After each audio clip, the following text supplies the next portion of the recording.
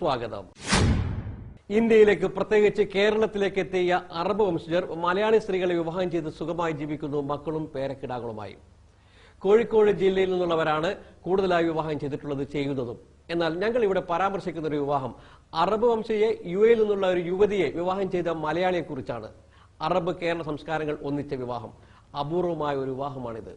സ്നേഹത്തിന് മുമ്പിൽ എന്താ പറയുക, നാടുമില്ല, രാജ്യങ്ങളൊന്നും പ്രശ്നമില്ല, രാജ്യം ഭാഷ അതൊന്നും പ്രശ്നമില്ല.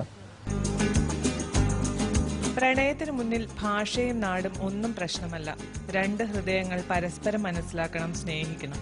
ഇത് പറയുന്നത് ഇക്ബാലാണ്, നിറഞ്ഞ ആത്മാർത്ഥതയോടെ.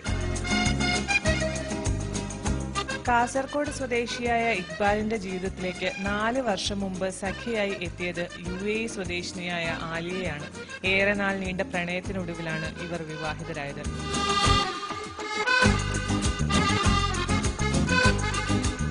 حبيبي يا نور العين يا ساكن خيالي عاشق بقالي سنين ولا غيرك في بالي حبيبي يا نور العين. ആദ്യമായിട്ട് കണ്ടത് ഹയാത്ത് ഏജൻസിൽ വെച്ചിട്ടാണ്. ഇവിടെ ജ്യേഷ്ഠത്തിൻ്റെ കുക്കിങ് അവിടെ ഐസ് സ്കാറ്റിങ് ഉണ്ട്. അപ്പോൾ അവിടെ നിന്ന് കണ്ട് ഞാനവിടെ എൻ്റെ കസിൻ ബ്രദർ അവിടെ ഐസ് സ്കാറ്റ് ചെയ്യാറുണ്ടായിരുന്നു. അപ്പോൾ ഞങ്ങൾ എല്ലാ വീക്കെൻഡും അവിടെ പോകാറുണ്ട്. അങ്ങനെ അവിടെ നിന്ന് കണ്ടുവരുന്നു. സ്വാഭാവികമായും എതിർപ്പുകൾ ഉണ്ടായിരുന്നു ഇരു വീട്ടുകാർക്കും. സുഹൃത്തുക്കളും ബന്ധുക്കളും പറഞ്ഞു വേണ്ട എന്ന്. പക്ഷെ ഇക്ബാലിന് ഉറപ്പായിരുന്നു എല്ലാം ശരിയാകുമെന്ന്. ഒടുവിൽ പ്രണയം തന്നെ വിജയിച്ചു. എൻ്റെ ഉമ്മൻ്റെ അടുത്ത്, ഫാദറിൻ്റെ അടുത്തും വാപ്പൻ്റെ അടുത്ത് ഞാൻ സംസാരിച്ചു. അപ്പോൾ അവർക്ക് സമ്മതമായിരുന്നു. പക്ഷേ ഒരു പേടി, ഇങ്ങനെ ലോക്കൽ,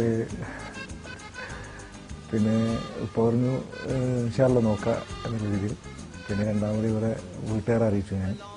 വീട്ടുകാർ ഫസ്റ്റ് സമ്മതിച്ചില്ല, വേറെ നാട്ടുകാരല്ല അവരിടുന്നു. എൻ്റെ ഫ്രണ്ട്സും ബന്ധുക്കളൊക്കെ പറഞ്ഞു എങ്ങനെയാണ് കഴിക്കുക, ഇവിടുത്തെ അറബിയല്ലേ, അപ്പം നീ ഇങ്ങനെ കല്യാണം കഴിക്കുക എന്നൊക്കെ പറഞ്ഞിട്ട് ഉണ്ടായിരുന്നു. പക്ഷേ എനിക്കൊരു ഇതുണ്ടായിരുന്നു, ഞാൻ എല്ലാം അള്ളാഹിനെ അർപ്പിച്ചുകൊണ്ട് പിന്നെ ഇടയ്ക്ക് പ്രശ്നങ്ങളൊന്നും ഉണ്ടായിരുന്നു. എന്നാലും എല്ലാം ക്ലിയറായി സോൾവായി. ഒരു വിശ്വാസം. ഇവിടെ വെച്ചിട്ട് റിസപ്ഷൻ ഉണ്ടായിരുന്നു ഇവിടെ. പിന്നെ അത് കഴിഞ്ഞ് നാട്ടിൽ പോയി. നാട്ടിലൊരു ഫാമിലിയും കുറച്ച് ഫ്രണ്ട്സൊക്കെ വിളിച്ച് നാട്ടിലൊരു റിസപ്ഷൻ ഉണ്ടായിരുന്നു. വ്യത്യസ്ത രാജ്യങ്ങളിലെ പൗരന്മാരുടെ വിവാഹത്തിന്റെ പ്രത്യേകത മാത്രമല്ല ഇതിൽ നിഴലിക്കുന്നത്. ഒരു രാജ്യത്തിൽ ജീവിക്കുമ്പോൾ അവിടുത്തെ ഒരു യുവതിയെ വധുവാക്കുമ്പോൾ ആ രാജ്യത്തിലെ ഗവൺമെന്റ്, ഭരണാധികാരികൾ കാണിക്കുന്ന സൂക്ഷ്മതയും ജാഗ്രതയുമാണ് ശ്രദ്ധേയമാവുന്നത്. ഭരണാധികാരികൾ പരസ്പര വിവാഹത്തിനെതിരല്ല. എങ്കിലും ഭാര്യയെ പോറ്റാൻ ഭർത്താവിന് സാമ്പത്തിക ശേഷിയുണ്ടോ എന്ന് അന്വേഷിക്കുമ്പോൾ പൗരന്മാരുടെ ഭാവി ജീവിതത്തെ കൂടി ശ്രദ്ധിക്കുന്നുണ്ടെന്ന സൂചനയാണ് അതിലുള്ളത്.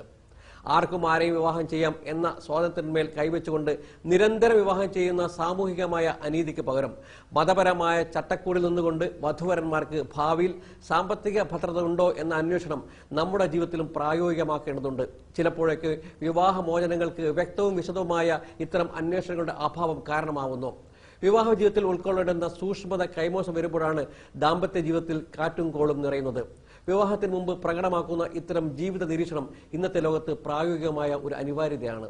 16 വർഷമായി ഇക്ബാൽ UAEയിൽ എത്തിയിട്ട് സ്വന്തമായി ബിസിനസ് നടത്തുന്നു. ആലിയ മിനിസ്ട്രി ഓഫ് എഡ്യൂക്കേഷൻ ജീവനക്കാരിയാണ്. ഒരു UAE പൗരയ്ക്ക് മറ്റൊരു രാജ്യത്തെ പൗരനെ വിവാഹം കഴിക്കണമെങ്കിൽ ചില നിയമ നടപടികൾ പൂർത്തിയാക്കേണ്ടതുണ്ട്. അബുദാബിയിൽ പ്രസിഡന്റ് കൂടി അംഗമായ കമ്മിറ്റിയിൽ നിന്നും ദുബായ് കോടതിയിൽ നിന്നും അനുമതി വേണം. ഭാര്യയെ സംരക്ഷിക്കാനുള്ള സാമ്പത്തിക ഭദ്രത ഉണ്ടെന്ന ഉറപ്പു വേണം. വിവാഹത്തിന് രക്ഷകർത്താക്കൾ നിർബന്ധമായും ഹാജരാകണം. നമ്മൾ ഫസ്റ്റ് കല്യാണിക്കുന്ന സമയത്ത് ദുബായ് കോർട്ട് മുഖാന്തരം ഷെയ്ഖ് ഖലീഫ, UAE പ്രസിഡന്റ് ഷെയ്ഖ് ഖലീഫയ്ക്ക് നമ്മൾ അപ്ലിക്കേഷൻ കൊടുക്കണം, UAE പ്രസിഡന്റ്. അപ്പോൾ അവിടെ ഒരു ലെജൻ ഉണ്ട്. ലെജൻ എന്ന് പറഞ്ഞ കമ്മിറ്റിയാണ്. അവിടുന്ന് ആ കമ്മിറ്റി അവിടുന്ന് പാസ്സായെങ്കിൽ മാത്രമേ ദുബായ് കോർട്ട് കല്യാണം കഴിച്ചുള്ളൂ. ഫാമിലി മാത്രം സപ്പോർട്ട് ഉണ്ടായതുകൊണ്ട് കാര്യമില്ല. ഇവിടുത്തെ ഗവൺമെന്റ് നമ്മൾ അപ്ലിക്കേഷൻ കൊടുത്താൽ ഗവൺമെന്റ് അത് അപ്രൂവൽ ചെയ്ത് തരണം, അല്ലെങ്കിൽ മാത്രമേ കോർട്ട് കല്യാണം കഴിച്ചുള്ളൂ.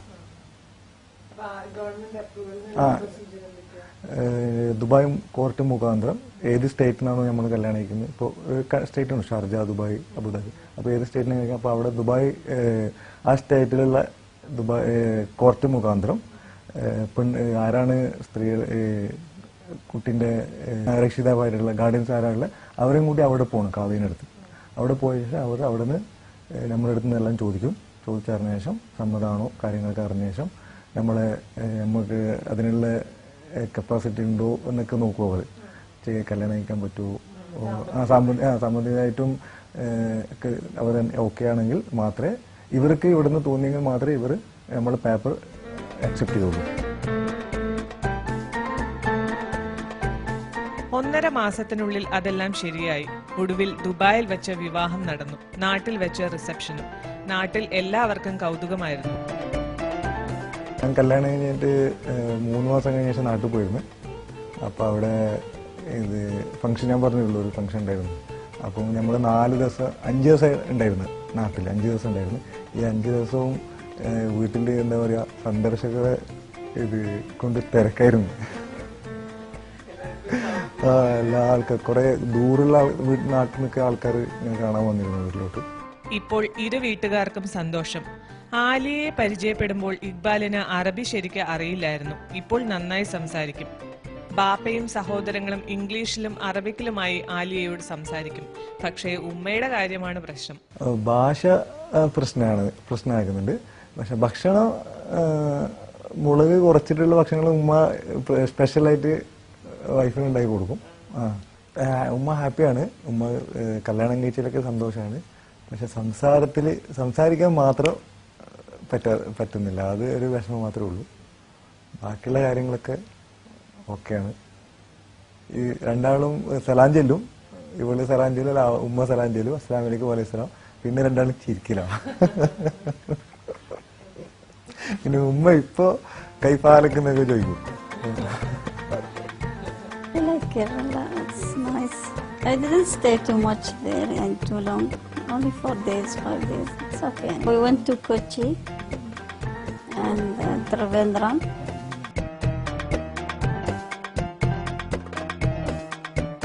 ഹിന്ദി സിനിമകൾ ആലിയയ്ക്ക് ഇഷ്ടമാണ്. മലയാള ഭാഷ ഇനിയും വഴങ്ങിയിട്ടില്ല. എങ്കിലും 1-2 വാക്കുകളൊക്കെ പറയും.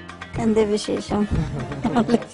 വളരെ വേഗതയിൽ ലോകരാജ്യങ്ങൾക്കിടയിൽ പ്രശസ്തമായ യുഎയുടെ വളർച്ചയ്ക്ക് വ്യക്തമായ ദിശാബോധം നൽകിയ ഭരണാധികാരികളുടെ മറ്റെല്ലാ പ്രവാസികൾക്കുമെന്ന പോലെ ഇക്ബാലിനും ആരാധനയാണ്. യുഎഇയിൽ തൊഴിൽ കണ്ടെത്താൻ 200ഓളം രാജ്യങ്ങളിൽ നിന്നുള്ള വിദേശികൾക്ക് വാതിൽ തുറന്നുകൊടുത്ത സംസ്കാരത്തോട് ബഹുമാനവും. അതുകൊണ്ട് തന്നെ സുന്ദരമായി ഈ രാജ്യത്തിൽ നിന്നൊരു ജീവിതസഖിയെ ലഭിച്ചതിൽ ഇക്ബാൽ ചാരിതാർത്ഥ്യം കൊള്ളുന്നു. ദുബായിൽ ബിസിനസ് നടത്തുന്ന ഇക്ബാലിന് പ്രമുഖരായ ഒട്ടേറെ സുഹൃത്തുക്കളുണ്ട്. വ്യവസായ, രാഷ്ട്രീയ, ചലച്ചിത്ര മേഖലകളിലായി നിരവധി സുഹൃത്തുക്കൾ. പക്ഷേ യുഎഇയുടെ രാഷ്ട്രപിതാവായ ഷെയ്ഖ് സായിദാണ് ഇക്ബാലിനെ ഏറെ സ്വാധീനിച്ച വ്യക്തിത്വം. ദുബായ് തന്നെയാണ് ഇക്ബാലിന്റെ പ്രിയപ്പെട്ട സ്ഥലവും. മലയാളികളെ ഇഷ്ടപ്പെടുന്നവരാണ് യുഎഇ സ്വദേശികളെന്ന് ഇക്ബാൽ പറയുന്നു. ഇവിടെ നല്ല സ്നേഹമുള്ള ആൾക്കാരാണ്. പ്രത്യേകിച്ച് നമ്മളോട് മലയാളികളോട് മലയാളികളെ ഒരുപാട് ഇഷ്ടപ്പെടുന്ന ആൾക്കാരാണ്. മലയാള കൾച്ചറിനോട് സ്നേഹമുള്ള ആൾക്കാരാണ്. ഇപ്പൊ ഇവിടുത്തെ അറബിയെ സംബന്ധിച്ചിടത്തോളം ഇപ്പൊ കേരളം കാണാത്ത ആള് കുറവായിരിക്കും. ഏകദേശം ആൾക്കാർക്ക് കേരളത്തിൽ പോകുന്നുണ്ടല്ലോ. അപ്പം നല്ല സ്നേഹമുള്ള ആൾക്കാരാണ്. ഗിസേസിലെ ഈ വീട്ടിൽ രാവിലെ 2 തരം പത്രങ്ങൾ വരും, മലയാളവും അറബിയും. ഇത്തരം കാര്യങ്ങളിൽ ഒഴിച്ചാൽ ആലിയയും ഇക്ബാലും ഒരേ സ്വഭാവക്കാർ തന്നെ. ആലിയയുടെ കുടുംബത്തിനും ഇക്ബാൽ ഇന്ന് ഇഷ്ടപ്പെട്ട ബന്ധുവാണ്. ആലിയയുടെ സഹോദരിയുടെ മക്കൾ വേനലവധി ചിലവഴിക്കാൻ ഇവിടെ എത്തിയിരുന്നു. ഒരുമിച്ച് പാട്ടും കളിയുമായി കഴിയുന്ന ഇവരെ കാണുമ്പോൾ യുഎഇയും ഇന്ത്യയും തമ്മിലുള്ള ചരിത്രാതീതമായ ബന്ധം നമുക്ക് ഓർക്കാതിരിക്കാനാവില്ല.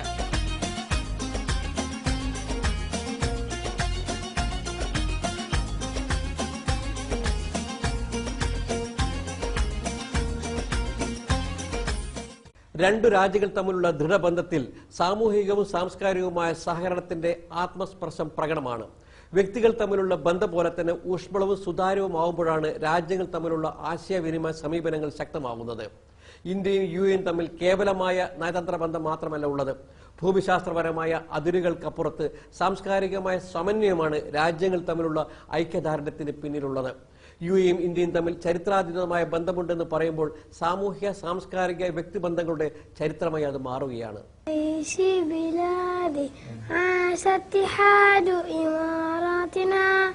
عشتي لشعب دينه الإسلام هدي والقرآن حصنتك بسم الله يا وطن بلادي بلادي بلادي بلادي بلادي بلادي حماك الإله